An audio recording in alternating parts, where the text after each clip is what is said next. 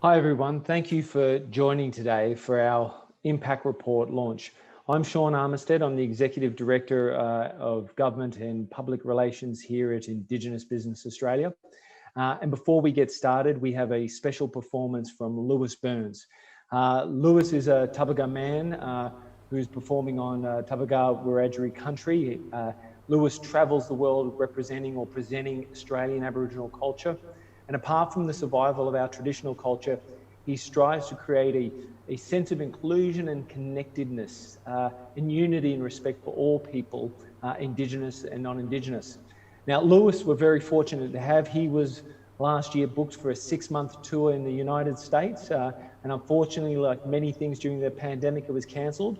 But instead of just not doing anything, he worked with IBA and accessed our business support package, and was able to help contribute to equip some of his studio for opportunities such as this. And so I'd proudly like to thank and hand over to Lewis to commence. Oh, thank you very much, and good morning everyone. It's always a pleasure for me to follow cultural protocols and to be asked to come and give acknowledgements and welcomes.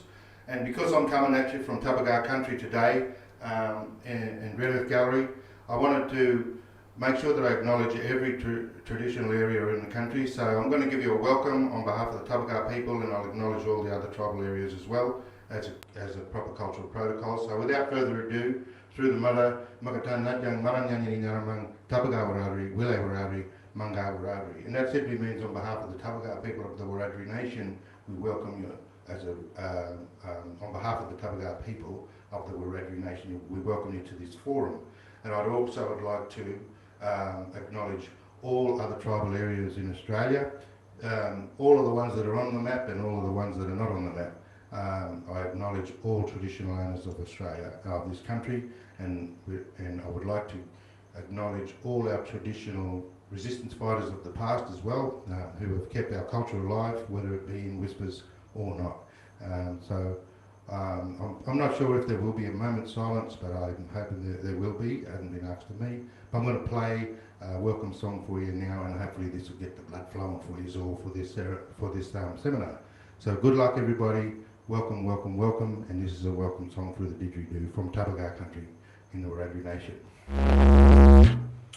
Welcome. Thank you. Thank you, Lewis. Thank you. I'd like to add to the acknowledgement and honour the resilience and the continuing connection to country, waters, culture and community by all Aboriginal and Torres Strait Islander people across Australia. And we recognise that the decisions that we make today will impact the lives of generations to come. Thank you to everybody for being involved in this important research and bringing it to fruition, from the board to the organisers, and to most importantly, our customers and communities. This session is being recorded and will be made available after the event. I'd also like to acknowledge the Maranuka Community Hub, whose elders have gathered 6 tribes together for this event representing the Burke Tribal Land Council. So thank you for organising that. There is lots of information to discuss, and really much more than we'll be able to get through in this short time here today. So everybody who's dialing in will receive a link to the website of the report where you can request a download of the full copy and the summary. The impact report in this launch, well, the impact, how this is different is it talks or measures and discusses outcomes, impact rather than outcomes. Yeah, we look at how we can actually change lives rather than just the numbers. Each year, IBA is committed to delivering this report, and this year's theme is ripples, really representing the ripple effect of a single pebble landing on a pool of water, and that is how helping one person can help many and help a community achieve their dream of or goals of home ownership, or starting or growing a business, or investing in the community, and then create that positive effect for others within communities. The design and delivery was by Executive Director Keir Dow, and also acknowledging Director Jennifer Tucker of IBA, who worked with our analytical and evaluation experts within a culturally appropriate framework.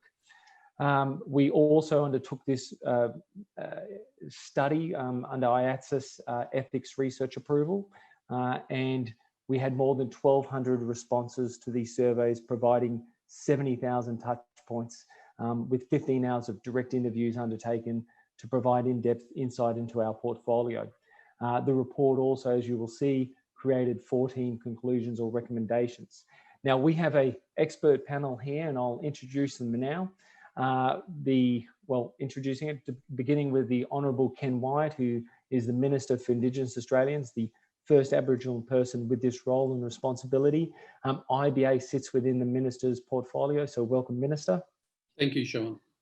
We have Dr. Kevin Dolman, an Eastern Arrernte man who is an evaluation expert with more than 30 years of experience in developing ethical and culturally appropriate research and evaluation methods, and was the lead evaluator on the impact report. So welcome, Kevin. Thank you, Sean. We have Professor Cherie Kearney, a neuroscientist with more than 20 years experience working in Aboriginal communities. She is the founding CEO of the Interplay Project, who provide impact frameworks and technologies that empower Aboriginal and Torres Strait Islander community development and wellbeing. Welcome, Cherie. Thank you, Sean. And we have, lastly, Rosemary Addis, who is an IBA board member. Rosemary is an expert strategist and impact investment expert. She's globally acknowledged and is the ambassador of Global Steering Group for Impact Investment, has worked across the OECD, etc. Rosemary, thank you so much for being part of today. Thanks, Sean. Now, thank you all. So my first question really is, I'll hand over to the Minister. Minister, thank you for launching this report. In your view, how does this report shed light on the impact and performance of IBA against how you might personally measure the organisation's success? Actually, before I answer that, Sean, I just want to acknowledge all traditional owners on whose country you are all sitting. It's important. And I say this in the light of, I've had elders say to me, why do you acknowledge us but not include us in many of the things that government and organisations do? So it's important that we acknowledge their wisdom and what they've led us in. This report, I like the aspect of the ripples effect, because when we consider all elements of what the IBA does, from housing through to the levels of support for business, plus those other components, it doesn't just sit with the person you help. Because the ripple effect is the example of opportunity that is created that others see and then say, if they've done that, I can do it. The supply chains that are involved in every facet of work that is being undertaken by the IBA, from small businesses through to large companies. And I celebrated with Kerry Mining, and a celebration of a company that started where what he had in mind, what Adrian had in mind, was that he would employ Aboriginal people, that he would employ people with skills to do the teaching. What I like about the report and its findings, it gives the basis for increasing home ownership in a very strong and tangible way. We individually know what home ownership means, but that's an important element. The other is the strategic growth of our people into the business sector in a way that we've not seen demonstrated to the point that we're now seeing it manifested even during the COVID period, companies that are still surviving with help and support, and that economic growth that's starting to occur within our own communities, moving away from welfare, the impact on children, opportunities. And so this report underpins also, and what people may not realise, is the number of the Closing the Gap targets. It addresses many of these socioeconomic determinants that have been difficult for governments to grapple with. And to both Cherie and Kevin, your report is a strong foundation in which we can reflect from, but also consider future pathways in what I want to do in creating skills development, employment, and wealth creation or economic development. And when I had a quick scan through the report, there are many hooks in there that I will use from the work that you have done. I'll leave it there, Sean, so anybody else can comment as well. No, wonderful, thank you, Minister. Thank you. I mean, and I think that's key, the hooks on what work we can do. Kevin, you, I mean, you're an academic, a researcher, a respected member of community. You've done, I assume, over your time, many reports and evaluations. What was it about this evaluation or this report that you found, I guess, exciting or interesting or different? Thanks, Sean. First, I'd like to culturally acknowledge Minister Ken Wyatt and also Lewis Burns and all the Aboriginal and Torres Strait Islander people who are participating in this discussion today. I also respectfully acknowledge all our non-Indigenous brothers and sisters who are working alongside us for the benefit of our families and culture. I'd particularly like to acknowledge the customers, the IBA customers' willingness to participate in this study and share some really quite personal information about their lives. And while their anonymity is protected, it was really clear that they were doing so altruistically in the hope that it would lead to improved services for other Indigenous peoples and communities.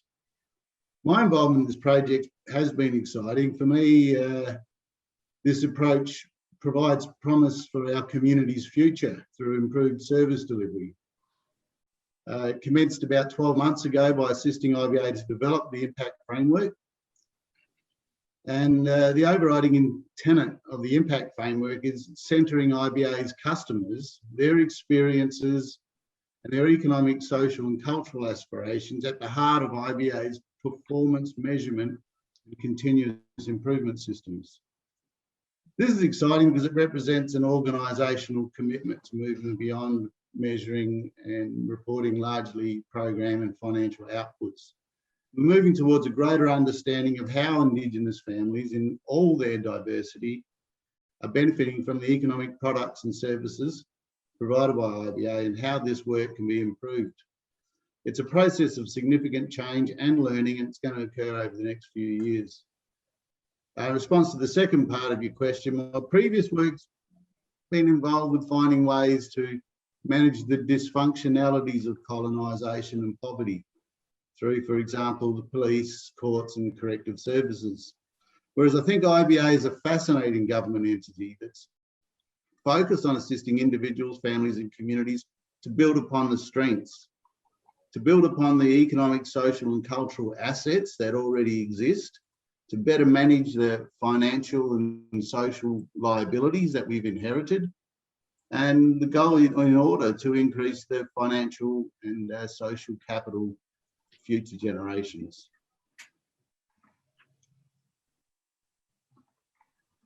Thanks, Kevin. I appreciate that. That's, I mean, and you're right. I mean, there's that aspect of, how do we go deep into healing and building communities, and where does that sit?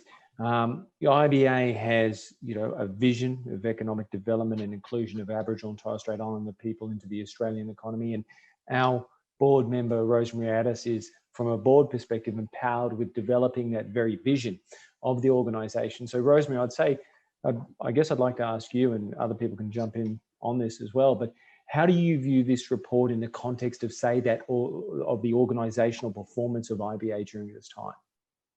Yeah, thanks for the question, Sean. And I'd start by adding my acknowledgement of the traditional custodians of the lands that we all meet on, and my respect for all of the contributions, past, present and future. And I'd like to really congratulate everyone who's been involved in this process.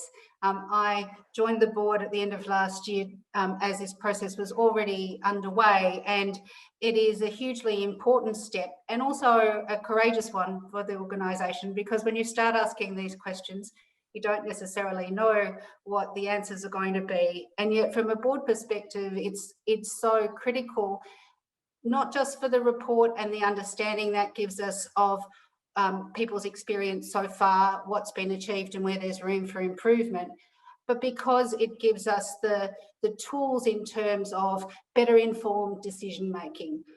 IBA is an organisation that has a statutory mandate. We use public funds and is connected to creating real improvements for the community. So it's one thing for us to understand the the number of home loans that have been written and the number of businesses that are being served, but we have such a clear mission that it's important that we're also understanding what difference is that making for people in their homes and their work and in their communities as they experience it. And that's the context in which we're then making strategic decisions as an organisation, and how we can engage in that process that Kevin was referring to of continuous improvement, to be serving better, to be building on where there are strengths and where we know that there's a resonance and a need in the community, and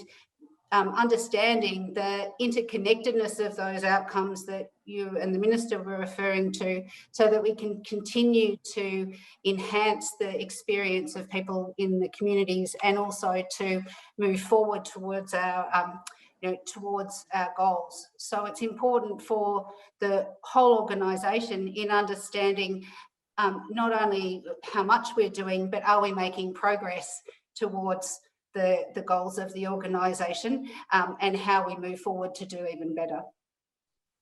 Perfect. Okay. And Cherie, just leading on or continuing on from what Rosemary was sort of talking about there in regards to community and culture, etc. I mean, your organisation, the Interplay Project, does amazing qualitative analysis when you engage or while you're engaging. And I guess from a perspective of respecting stories and culture and community, can you, I guess, tell us a bit more about the science of how you actually map the data? Because, I think there were 70,000 data points or touch points and all those sorts of things. And I think the scale and size of this sort of research is amazing. So could you, I guess, provide some insights there? Sure. And I guess it's about bringing that complexity down to something that's simple and accessible and meaningful. But look, for people like me, yes, absolutely. Look, I'd like to acknowledge I'm here in Alice Springs on Aranda country and pay my respects to the Aranda traditional owners, past, present and future, which includes Kevin and his family. With the Interplay project, what our model is built from the understanding that governments and other program leaders need evidence in numbers. So that's the quantitative data. But communities in general, but particularly in Aboriginal knowledge, is held in stories. So that's the qualitative data. So our goal is to develop a shared language between governments and communities by bringing together stories and numbers. And so the backstory to that is that our team spent 7 years in a research development phase, working at grassroots levels in Aboriginal communities around Australia and working with local Aboriginal researchers to translate community stories into numbers. And the way that we did that, and to give them value.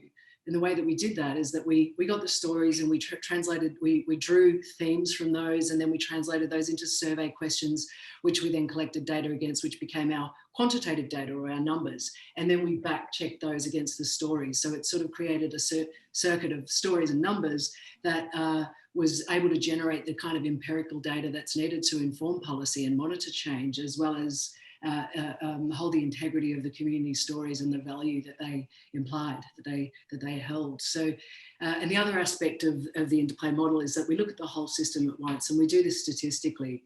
We don't just look at part of the puzzle, because we know that nothing happens in isolation in people's lives. All these things are kind of interrelated. What happens with family influences what happens at work. And so we need to include those things. We get a really misleading story if we only look at part of the puzzle.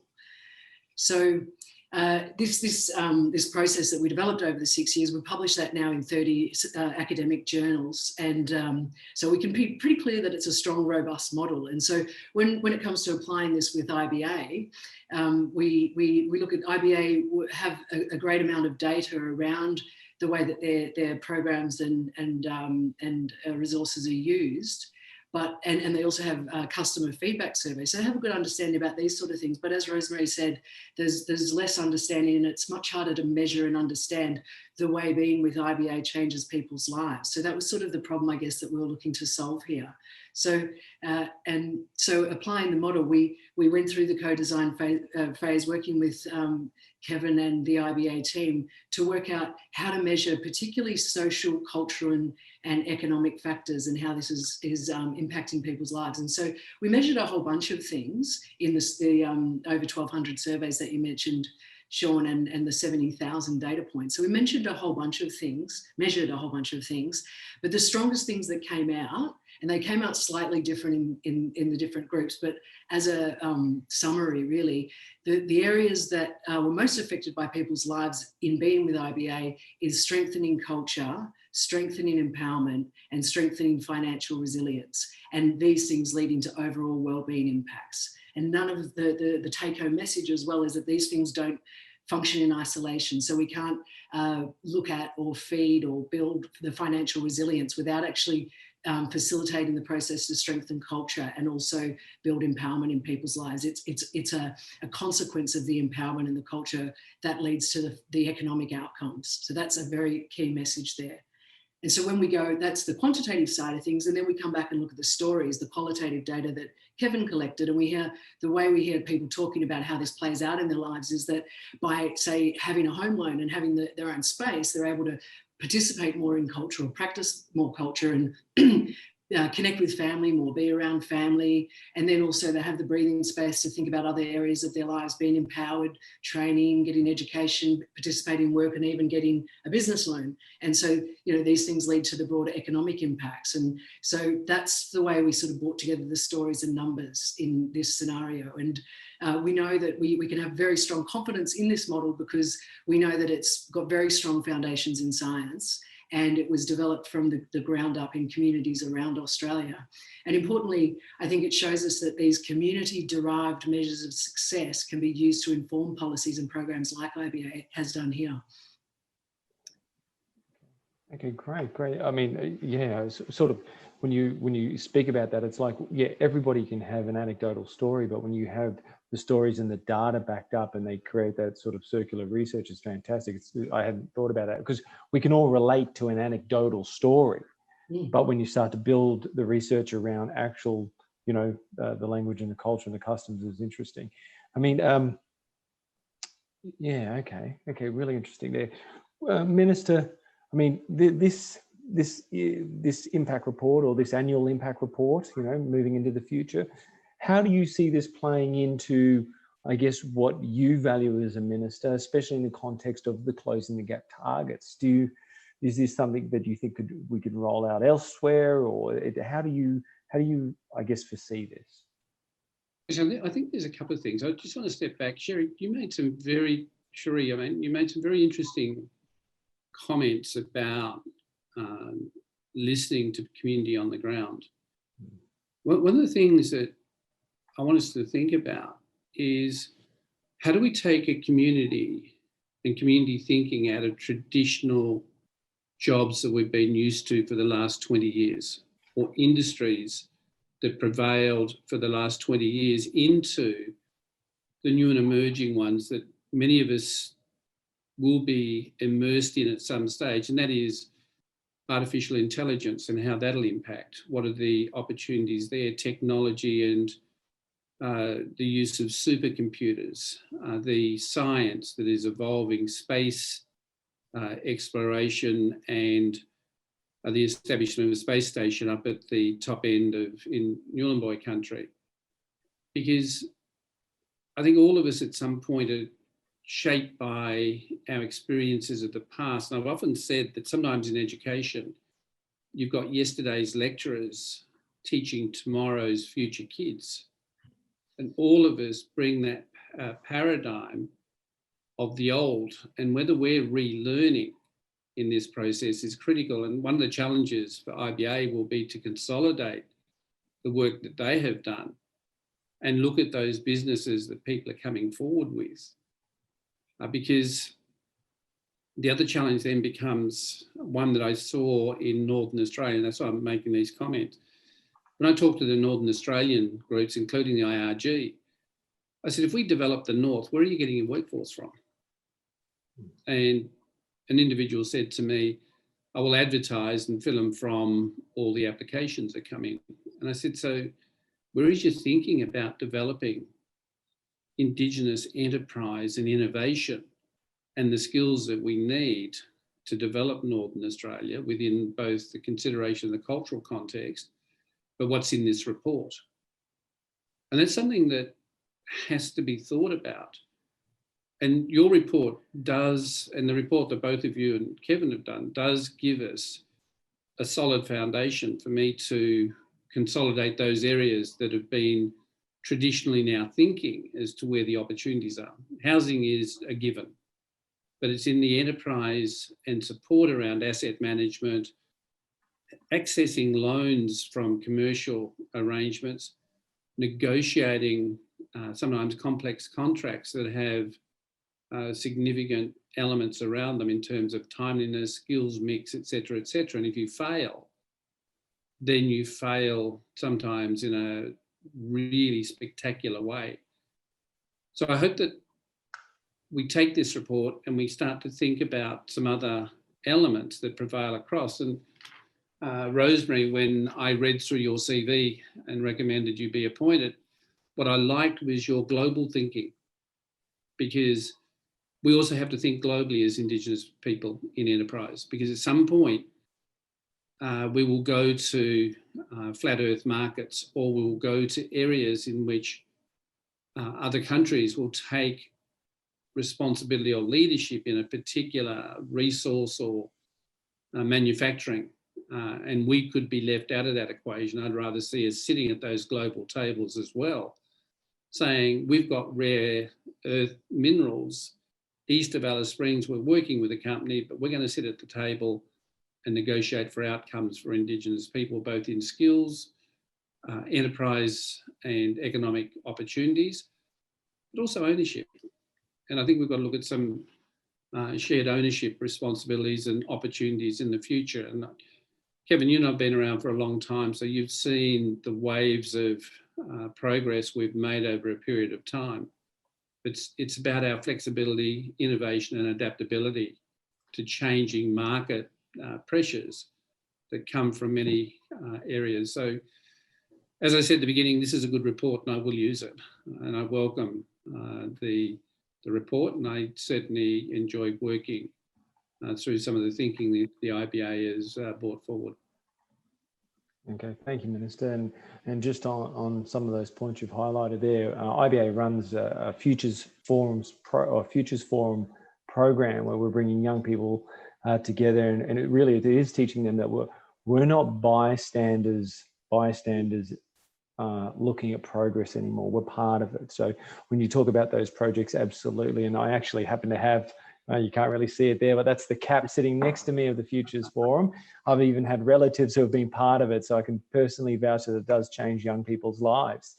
And so thank you for that. Kevin, I mean, turning to the findings from the report, I mean, what could you provide some of your insights into what you may have found, I guess, enlightening, whether it was in homes or businesses or business investments, etc.?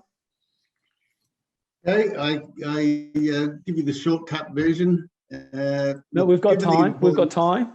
Have we? Okay. Look, I'd like to start presenting some of the impact of the COVID-19 pandemic that was reported to us in the survey by the homes and business customers. And just note that the survey was conducted in the fairly early stages of the pandemic. Therefore, it's likely that the impacts for IBA customers are still emerging. Almost half of the customers we surveyed, the homes and business customers, reported negative financial impacts from the COVID economic shutdown. And a bit over half of the homes customers reported the negative financial impact was reduced hours and salary, and 16% or 64 customers lost their job. Since the onset of the pandemic, we also reported that IBA has provided targeted hardship assistance to 819 homes customers. The business customers that reported COVID-related financial hardships, 78% experienced reduced business income. 29% suffered reduced hours and salary, and 9% lost their job. And about 30% of these customers had accessed IBA hardship assistance. Just to sum up, that's this little area. While the First Nations communities, thankfully avoided negative health impacts of COVID-19, we found that over the first months or so, there have been negative economic impacts for about 1,000 IBA customers. Moving on, overall, our study found that if you're an IBA customer, you are going to experience a range of positive and or significantly positive impacts. And there's a general increasing trend the longer you're a customer. We found the positive impacts, significant positive impacts for homes customers, economically, socially and culturally. For business customers, the experience of impacts, beneficial impacts, was a degree less compared to homes customers. But still, there was conclusions of significant positive economic impacts, positive social impacts, but no detectable cultural impacts, which I think points to some of the methodology and averaging over the total. But we do know that a lot of businesses, IBA businesses, are working in cultural industries, cultural-related industries. For investment customers, we concluded there was significant positive economic impacts, and we gathered sufficient evidence in this first year to support conclusions of positive social and cultural impacts. As Cherie mentioned earlier, we did find strong impacts from IBA work to culture, to empowerment, financial resilience and wellbeing.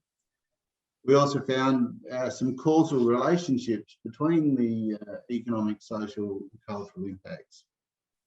For example, for homes customers, where the customers felt culturally empowered from working with IBA, that increased financial resilience and well-being was more likely. I can go on. How are we going there? Well, no, that's fantastic. What I might do is I might bring Cherie in on this, because she worked obviously together closely with you. And in a discussion I had with you, Cherie, you talked about the context of stepping stones of people's journeys, and that's what I guess you were able to identify off the work that Kevin was doing on those direct contact interviews, etc. Could you add on to what Kevin was talking about then, and some of those pieces with that part about the cultural journey or the personal journeys?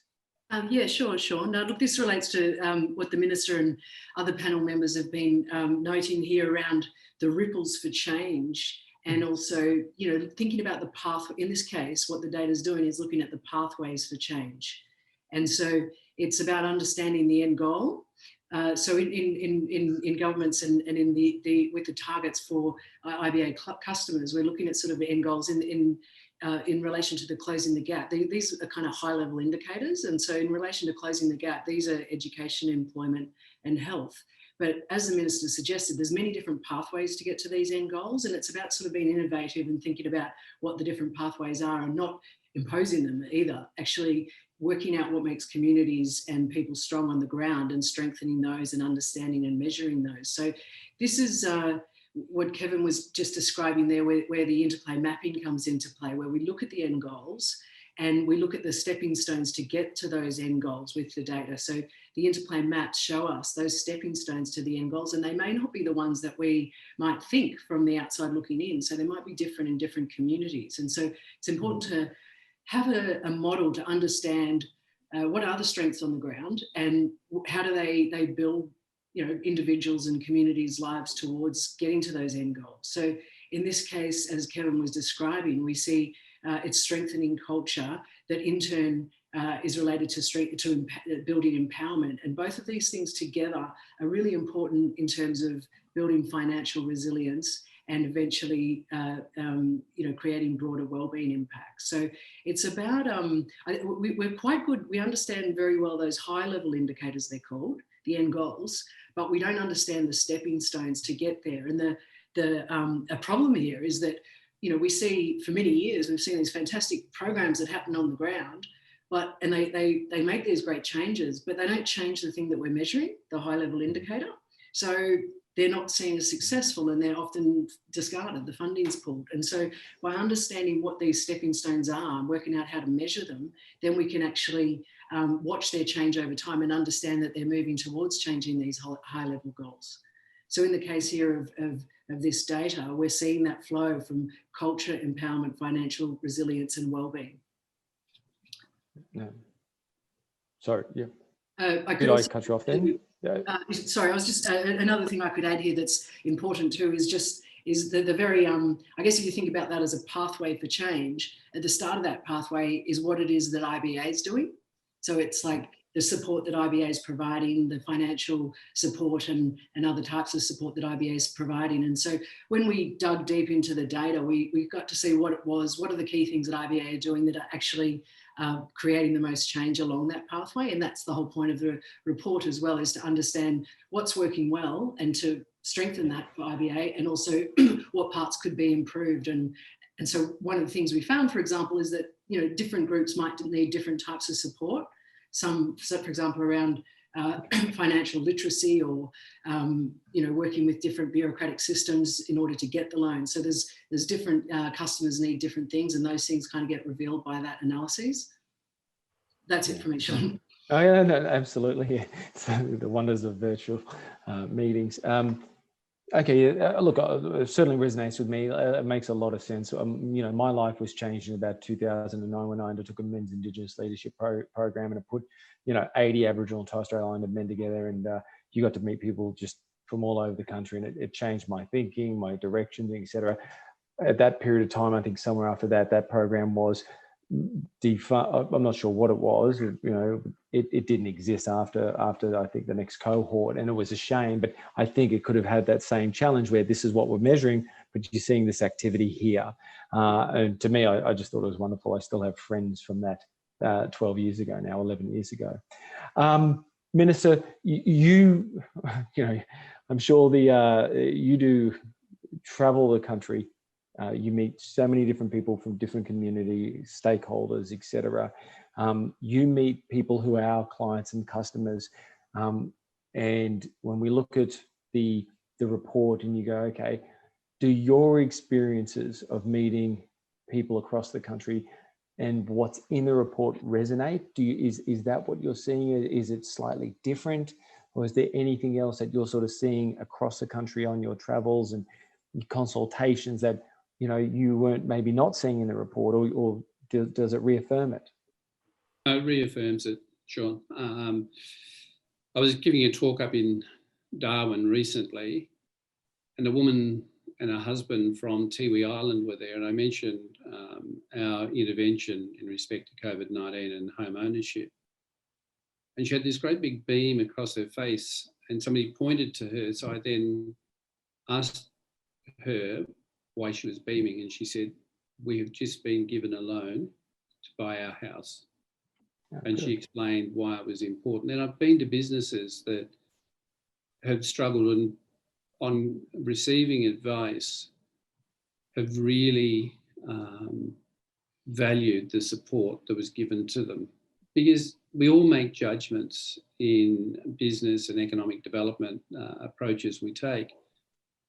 It's good when you've got somebody who can give you some solid advice, or sometimes an individual's been given advice by IBA, which has suggested they do some more work before they consider venturing out on the pathway for the business that they're hoping to have. They hadn't done sufficient work. And I met one just the other day, and I've got a business incubator now working with them to help them, because IBA were busy at the time. But I would say the report validates the value of the programs. And one of the things I hope to catch up with Rosemary and have a face-to-face discussion with is the work you did on social innovation and strategizing for some of the reforms that are needed, because I think there is some of the elements of your work that will consolidate our thinking within IBA and as a government. And it'll underpin quite strongly many of the facets of the report. Because when I look at the recommendations, one thing that we haven't talked about is the human capital. That is the interface between a community, a business or a family in the way in which we give them solid and sound advice. So I think both Kevin and Cherie for including that. I think that's an important element that we sometimes overlook. But the impact on the ground and the stories and people I meet, such as the ones in Perth as well, they're more than wrapped, is the word I'll use, with the opportunity they're being given. Fantastic. Thank you, Minister. And well, I appreciate that. We're coming to the end of our time here today. So I'm thanking everybody, but I'd like to, I guess, bring in Rosemary now, just on the last question, and maybe to close it out as well, is from a broader context of the changes that you're seeing at a global level, which the Minister spoke about just then, or your work and what you're known for and why you're brought onto the board. Why is this impact report important and timely? And I'll also leave it with you to close out as well. Thanks very much, Sean, and thanks, Minister White, for your words also, because I think this is an incredibly important time for picking up these themes. There's no doubt we're seeing shifts globally where all organisations are going to be called on to be more transparent and accountable about what they're achieving and their effects on people and on the planet. And that's really moving now from a nice to have to an imperative, when we're seeing a lot of the global accounting bodies and others mobilise around this. And I think the change is imminent. What's important, I think, is that the work we've been doing with the United Nations Development Programme, and that picks up on many of the themes too that Kevin and Cherie have been talking about here, is that as we go through this process that's going to be disruptive and is potentially quite transformative, that it's informed by these very real feedback loops with people and communities, that it is grounded in the context that people find themselves in, and that it's informed by the experience and wisdom that we have around these pathways to change, and that powerful combination that Cherie and Kevin have brought to life in the report, of the combination of the rigour of the numbers with the stories and the real life experience of people. And an organisation like IBA that has a social and economic development mandate at the core of its mission has a really important role to be able to be proactive and to send signals not only within the communities we work in, but much more broadly into markets about what that looks like and how it can inform future decision making. And I'm hopeful, as the Minister has pointed out, that we can use this process and the data from not only this report, but the ongoing process that's being led within the organisation to reimagine the role that we can play, and that enterprises and investments have, and walk with the communities that we serve in ways that can be increasingly catalytic of building out the possibilities for the future. Thank you to everybody for joining us today. I know we've had around 300 people on the line, and it's terrific to see the interest and response to the report and to what it represents. I'd really like to thank the IBA leadership who've been part of this process, and the work that Kia Dell and Jennifer Tucker have done to lead it, and the sponsorship from the board. And I know our chair, Eddie Fries, is here today as well. Thank you, Minister Wyatt, for making the time to join this conversation, and for your remarks, and to your staff for supporting that. Thanks to Sean for facilitating.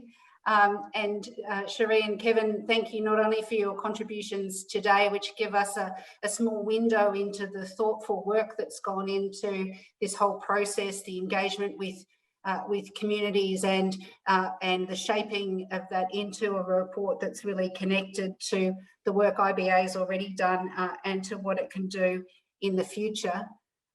Thank you to Lewis for welcoming us, and for his wonderful performance of welcome brought to us today. And inviting all of you to continue to be part of this conversation, because this is the beginning of a dialogue and of a process, the management of how we use this information well as an organisation, and continue to use it as a tool to improve our performance and engagement with communities is where the rubber hits the road. Thanks very much, everybody, for being with us today. Thank you. Thank you.